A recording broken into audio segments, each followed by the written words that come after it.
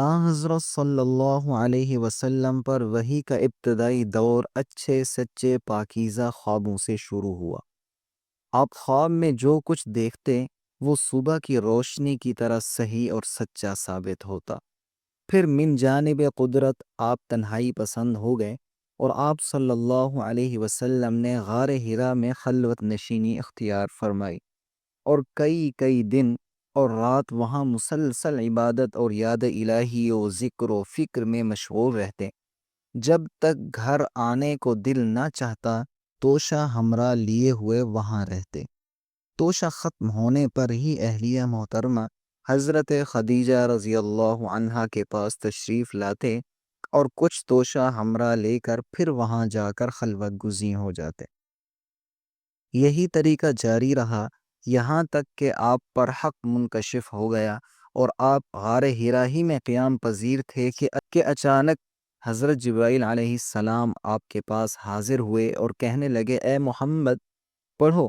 آپ فرماتے ہیں کہ میں نے کہا کہ میں پڑھنا نہیں جانتا۔ آپ صلی اللہ علیہ وسلم فرماتے ہیں کہ فرشتے نے مجھے پکڑ کر اتنے زور سے بھینچا کہ میری طاقت جواب دے گئی، پھر مجھے چھوڑ کر کہا کہ پڑھو۔ میں نے پھر وہی جواب دیا کہ میں پڑھا ہوا نہیں ہوں۔ اس فرشتے نے مجھ کو نہایت ہی زور سے بھینچا کہ مجھ کو سخت تکلیف محسوس ہوئی، پھر اس نے کہا کہ پڑھ۔ میں نے کہا کہ میں پڑھا ہوا نہیں ہوں۔ فرشتے نے تیسری بار مجھ کو پکڑا اور تیسری مرتبہ پھر مجھ کو بھینچا، پھر مجھے چھوڑ دیا اور کہنے لگا کہ پڑھو اپنے رب کے نام کی مدد سے جس نے پیدا کیا اور انسان کو خون کی پھٹکی سے بنایا۔ پڑھو اور آپ کا رب بہت ہی مہربانیاں کرنے والا ہے۔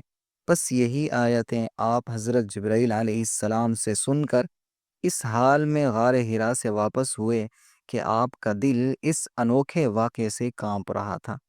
آپ حضرت خدیجہ رضی اللہ عنہا کے ہاں تشریف لائے اور فرمایا کہ مجھے کمبل اڑھا دو، مجھے کمبل اڑھا دو۔ لوگوں نے آپ کو کمبل اڑھا دیا۔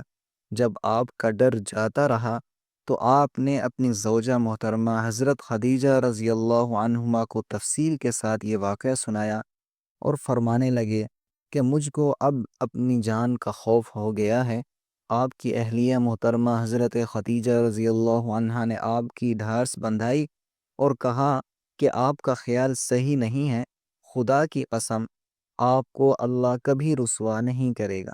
آپ تو اخلاق فاضلہ کے مالک ہیں، آپ تو کنبہ پرور ہیں، بے کسوں کا بوجھ اپنے سر پر رکھ لیتے ہیں، مفلسوں کے لیے آپ کماتے ہیں، مہمان نوازی میں آپ بے مثال ہیں اور مشکل وقت میں آپ امر حق کا ساتھ دیتے ہیں۔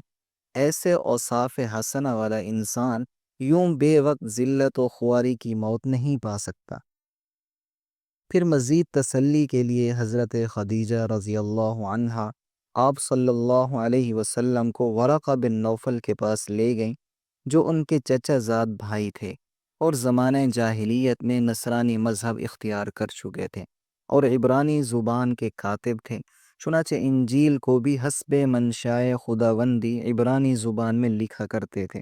انجیل سریانی زبان میں نازل ہوئی تھی، پھر اس کا ترجمہ عبرانی زبان میں ہوا، ورقہ اسی کو لکھتے تھے۔ وہ بہت بوڑھے ہو گئے تھے، یہاں تک کہ ان کی بینائی بھی رخصت ہو چکی تھی۔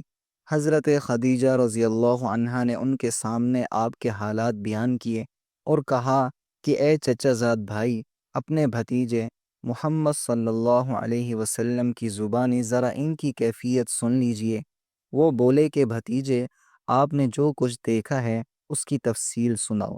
چنانچہ آپ صلی اللہ علیہ وسلم نے از اول تا آخر پورا واقعہ سنایا، جسے سن کر ورقہ بے اختیار ہو کر بول اٹھے کہ یہ تو وہی ناموس معزز رازدان فرشتہ ہے جسے اللہ نے حضرت موسیٰ علیہ السلام پر وحی دے کر بھیجا تھا۔ کاش میں آپ کے اس عہد نبوت کے شروع ہونے پر جوان عمر ہوتا، کاش میں اس وقت تک زندہ رہتا جب کہ آپ کی قوم آپ کو اس شہر سے نکال دے گی۔ رسول کریم صلی اللہ علیہ وسلم نے یہ سن کر تعجب سے پوچھا کہ کیا وہ لوگ مجھ کو نکال دیں گے، حالانکہ میں تو ان میں صادق و امین و مقبول ہوں؟ ورقہ بولا، ہاں یہ سب کچھ سچ ہے، مگر جو شخص بھی آپ کی طرح امر حق لے کر آیا، لوگ اس کے دشمن ہی ہو گئے ہیں۔ اگر مجھے آپ کی نبوت کا وہ زمانہ مل جائے تو میں آپ کی پوری مدد کروں گا۔